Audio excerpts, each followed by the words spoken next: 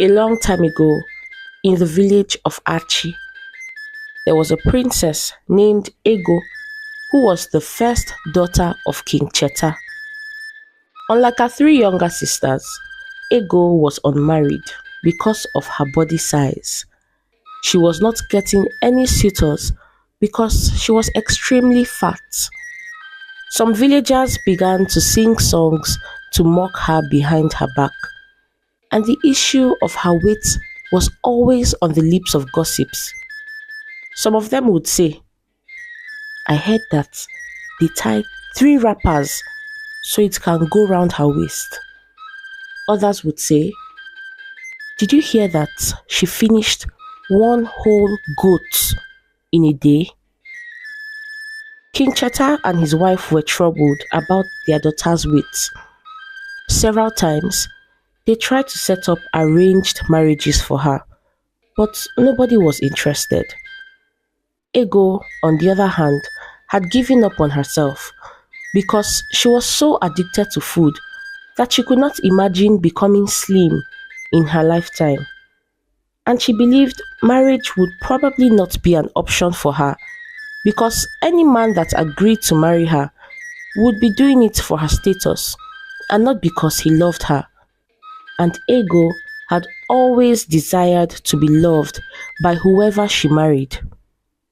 Although she was generally unhappy with her life, she was able to find a bit of happiness from dancing.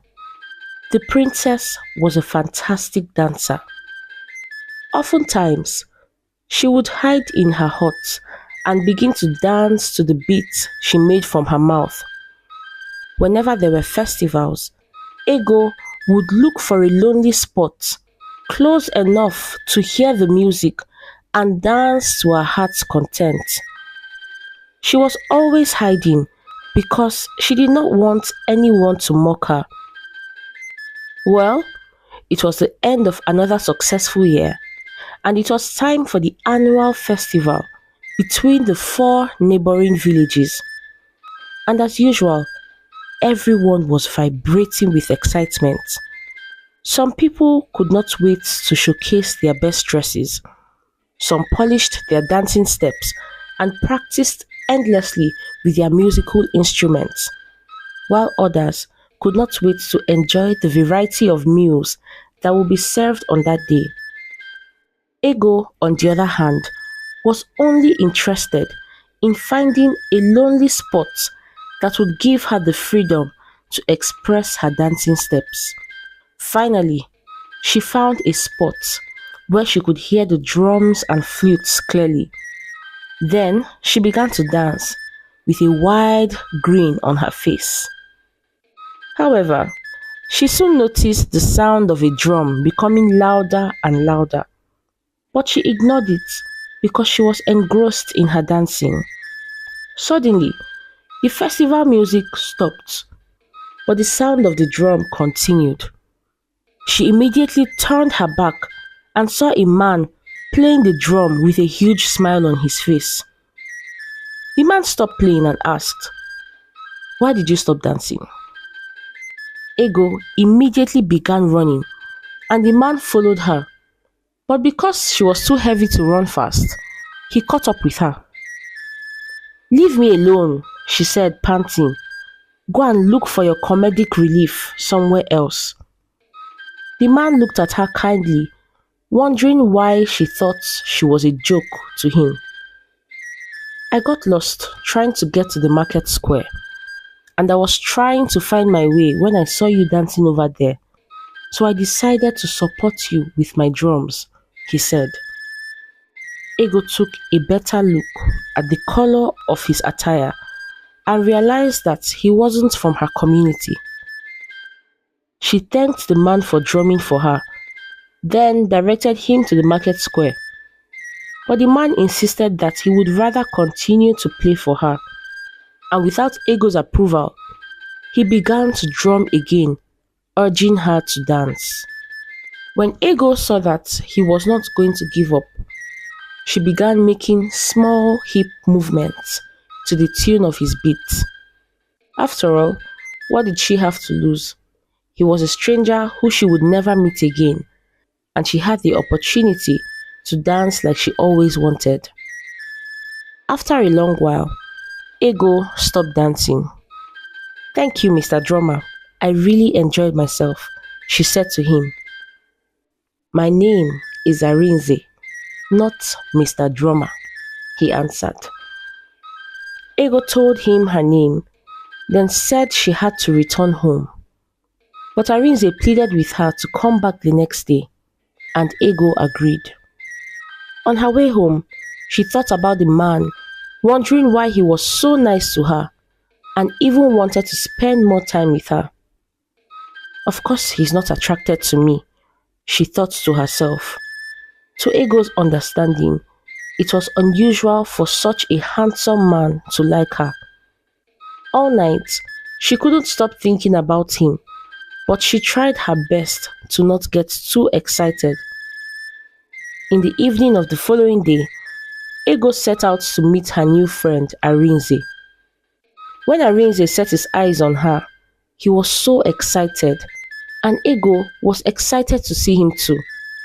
They talked for a long time and got to know each other, and afterwards, he drummed for Ego to dance.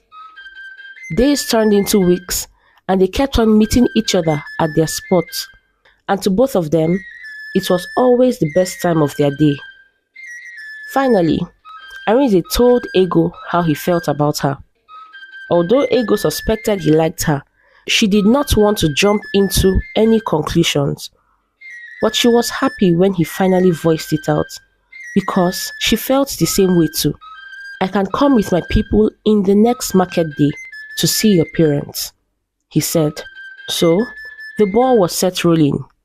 Ego quickly informed her parents that a man from the next village would come and see them to ask for her hand in marriage. The king and queen were very happy. They never knew a day like this would come. But unfortunately, calamity soon struck. A week before the arranged meeting, an airborne disease spread round the entire 4 villages and its surroundings. To prevent people from spreading the disease, each village closed their border, and their rulers also instructed them to stay indoors. Ego was very sad that her future husband would not be able to see her every day as usual. To make matters worse, some days after the borders were closed, Ego contracted the airborne disease, and for more than 3 months, she struggled to stay alive. The illness greatly affected her appetite, making it very difficult for her to finish half a plate of food in a day. As the months went by, a herbalist found a cure, and people gradually began to feel better. When Ego fully recovered, the first thing she discovered was her massive weight loss. She could not believe it. She was almost as small as her 3 sisters. It was a dream come true. That wasn't the only thing that changed. Her face had also become more defined, and her beauty was evident for even the blind to see.